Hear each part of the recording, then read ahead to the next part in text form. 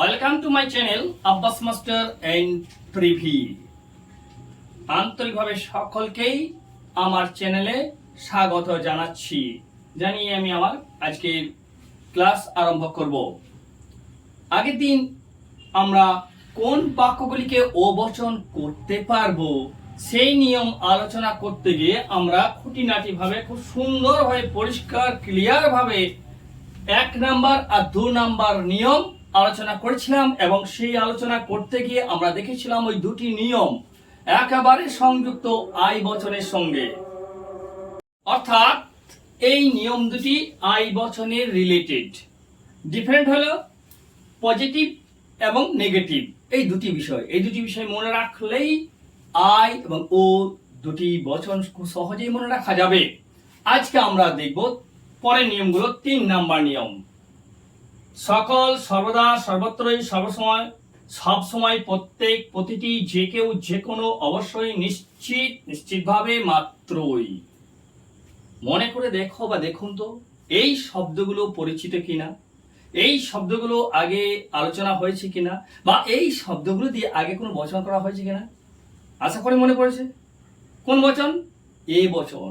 এ বচনের ক্ষেত্রে এই শব্দগুলো এ বচনের প্রথম নিয়মেই এই শব্দগুলো ছিল। দেখো, তাহলে ওই এ বচনের ওই শব্দগুলো আবার চলে আসছে কোথায়?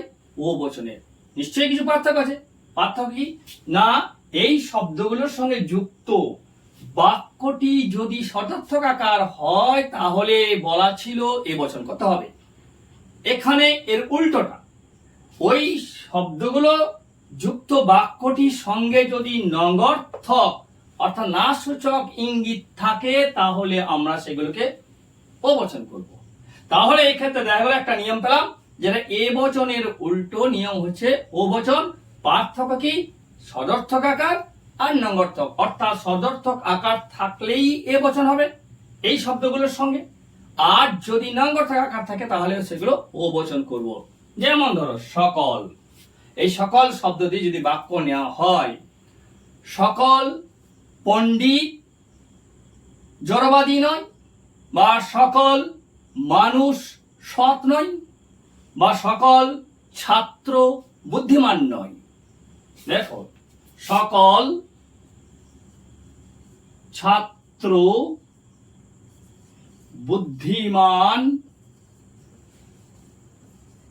নয়। যদি নয় কথাটা না থাকতো তাহলে কি হতো? বাক্যটা সকল ছাত্র বুদ্ধিমান হয়েছে তো এ বচন। এই নয় যেহেতু আছে, সকল আর নয়, তার মানে হবে কিন্তু ও বচন। ও মানব কি হবে? কোন কোন। উদ্দেশ্য পদ কি আছে? ছাত্র। সংযোজক কি হবে? নয়। বিধেয় পদ বুদ্ধিমান। তাহলে স্পষ্ট হয়ে বোঝা যাচ্ছে যে এই সমস্ত শব্দ সর্বদা, সর্বদা ওই একই রকম যদি উদাহরণ নেওয়া যায় তাহলে বলা যায় মানুষ সর্বদা মিথ্যা বলে না। মানুষ সর্বদা মিথ্যা বলে না। যদি বলা হয় মানুষ সর্বদা মিথ্যা বলে, হয়ে যাবে বচন। কিন্তু বলেন না বলছে, তাহলে কোনো কোনো মানুষ হয় মিথ্যাবাদী। ঠিক সর্বত্রই, দার্শনিক সর্বত্রই পূজিত হন যদি বলি তাহলে বচন। আর যদি বলা হয় দার্শনিক সর্বত্র পূজিত নন, হয়ে গেল বচন। কোনো কোনো দার্শনিক নয় পূজিত। সব সময় ফুল সব সময় সুন্দর যদি বলি এ বচন। কখনো কখনো আই বচনের গেট আপ থাকতে পারে। এই ক্ষেত্রে ফুল সব সময় সুন্দর নয় যদি বলে দেওয়া হয় তাহলে হয়ে যাবে ও বচন। হবে কি? কোনো কোনো ফুল নয় সুন্দর। ঠিক যদি ধরি যে কেউ এ কাজ করার যোগ্য নয়, আর যদি বলি যে কেউ এ কাজ করতে পারে তাহলে বচন। কিন্তু যে কেউ এ কাজ করার যোগ্য নয়, কোনো কোনো মানুষ নয় এ কাজ করার যোগ্য। ঠিক অবশ্যই দিয়ে উদাহরণ নেওয়া যেতে পারে এরকম, নিশ্চিত দিয়ে, মাত্র দিয়ে, একই ব্যাপার। মাত্রই যদি করা হয় তাহলে খুব সহজে বোঝা যাবে বাক্য মাত্রই বচন নয়। বাক্য মাত্রই বচন নয়, তার মানেই হচ্ছে কোনো কোনো বাক্য নয় বচন।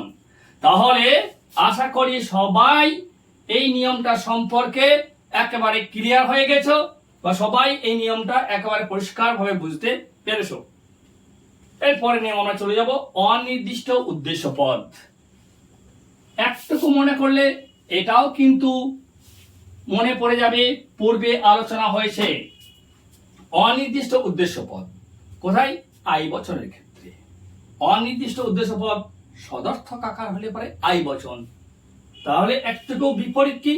এখানে হতে হবে নঙ্গর্থক। অনির্দিষ্টটা কি? অনির্দিষ্ট উদ্দেশ্য পদ মানে হচ্ছে গা সেই সমস্ত শব্দগুলো যেখানে উদ্দেশ্য পদটা নির্দিষ্ট করে বলা থাকবে না, তবে যে সম্প্রদায় সম্পর্কে বলবে সেই সম্প্রদায়টাকে আমাকে উদ্দেশ্য পদে নিয়ে আসতে হবে। একজন,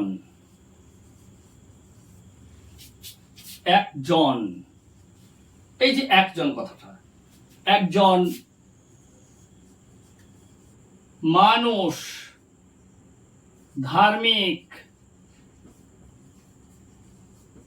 নয়। একজন মানুষ ধার্মিক নয়, এই একজন মানুষটা কে সেটা কিন্তু নির্দিষ্ট নয়, অনির্দিষ্ট।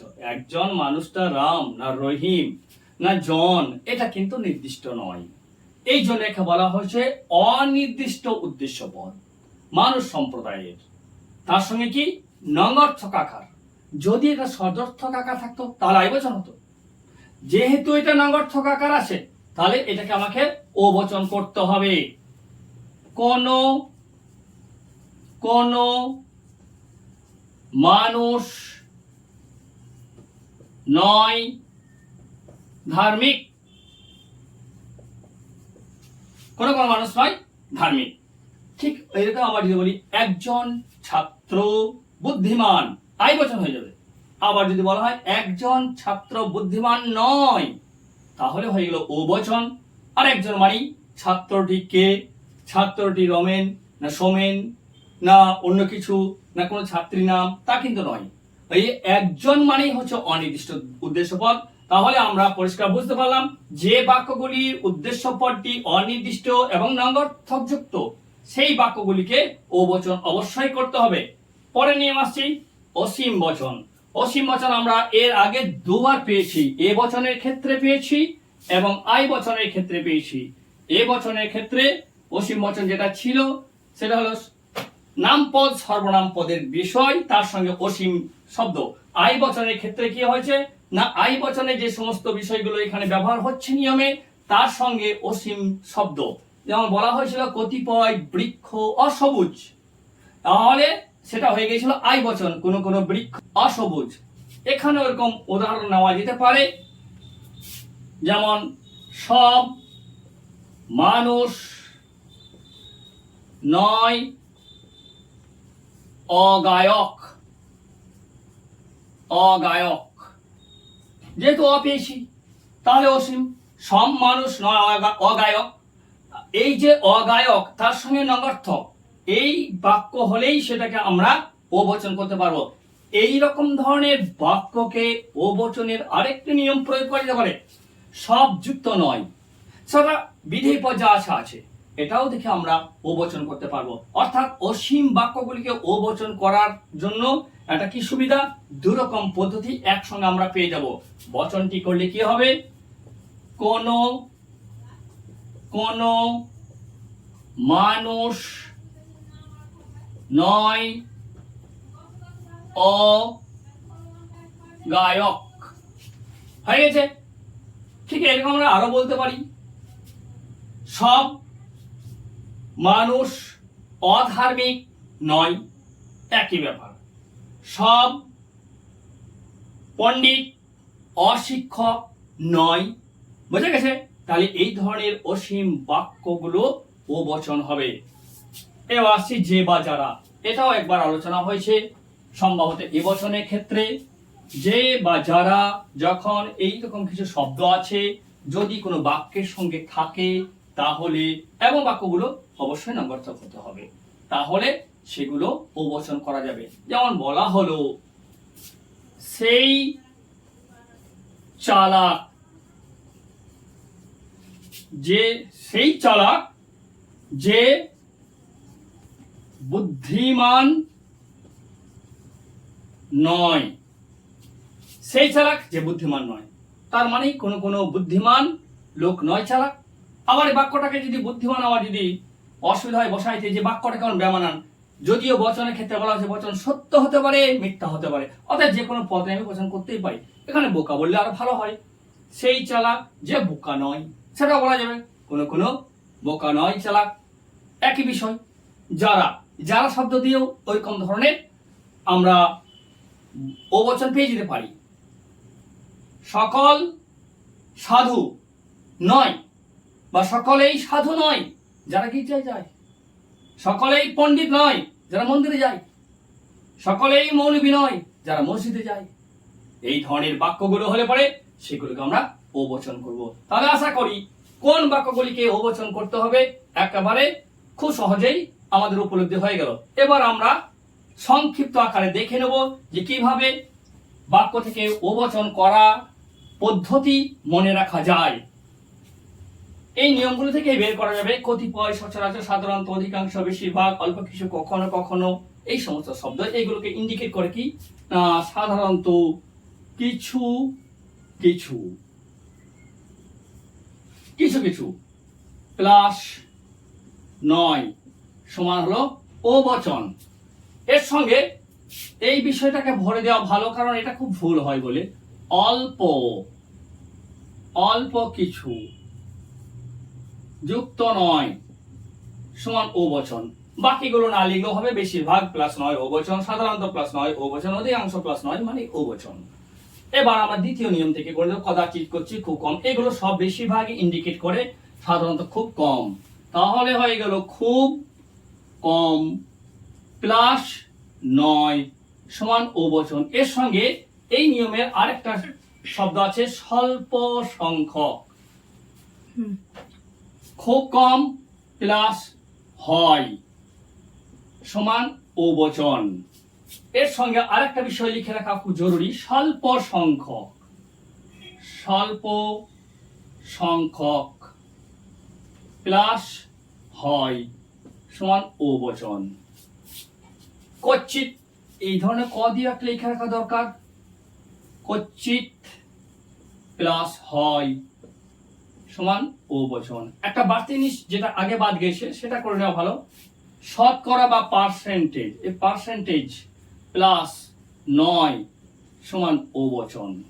ঠিক আছে, এ বচনের নিয়মগুলো সব একই জায়গায় ঢুকিয়ে দেওয়া যায়, যেহেতু এ বচনে যে শব্দগুলো এখানে আছে তারা সবাই কিন্তু একটা বিষয়কে নির্দেশ করে কি, সকল। এ সর্বদা মানে সকল, সর্বত্র মানে সকল, সবসময় মানে সকল, প্রত্যেকে মানে সকল। তাহলে এই সমস্ত বিষয়গুলো এক জায়গায় করে একটা সহজ কথা আমরা মনে রাখতে পারি, সকল প্লাস নয় সমান হয়ে গেল ও বচন। বাকি দুটো অনির্দিষ্ট উদ্দেশ্য পদ, অনির্দিষ্ট উদ্দেশ্য প্লাস নয় সমান ও বচন। অসীম যুক্ত নঙার্থক, অসীম প্লাস নয় সমান নঙার্থক। যে, যারা যুক্ত নয় সমান ও বচন। আশা করি এই কটা বিষয় সংক্ষেপে মনে রাখলেই খুব সহজেই বাক্য থেকে ও বচন করা যাবে। তাহলে আমরা এই পর্যন্ত যে নিরপেক্ষ চারটা বচন পেয়েছিলাম সেই চারটা বচনে শিখে গেলাম, অর্থাৎ কোন বাক্যগুলিকে কোন বচনে রূপান্তরিত করতে হবে। নিরপেক্ষ বচন মোট 4 প্রকার পেয়েছিলাম, এ, ই, আই, ও। চারটা বচন তৈরি করার পদ্ধতি আজকে সমাপ্ত হয়ে গেল। আশা করি সবাই মনে রাখবে এবং এই বিষয়গুলো মাঝে মধ্যে সবাইকে কালচার করতে হবে, বারবার ভিডিওগুলো দেখতে হবে, তাহলে পরে নিয়মগুলি মনে রাখা যাবে। তাছাড়া কিন্তু নিয়মে ভুল হওয়ার সম্ভাবনা খুব বেশি। যাক, আজকে এই পর্যন্ত, পরের দিনে পরে ক্লাসে চলে যাব।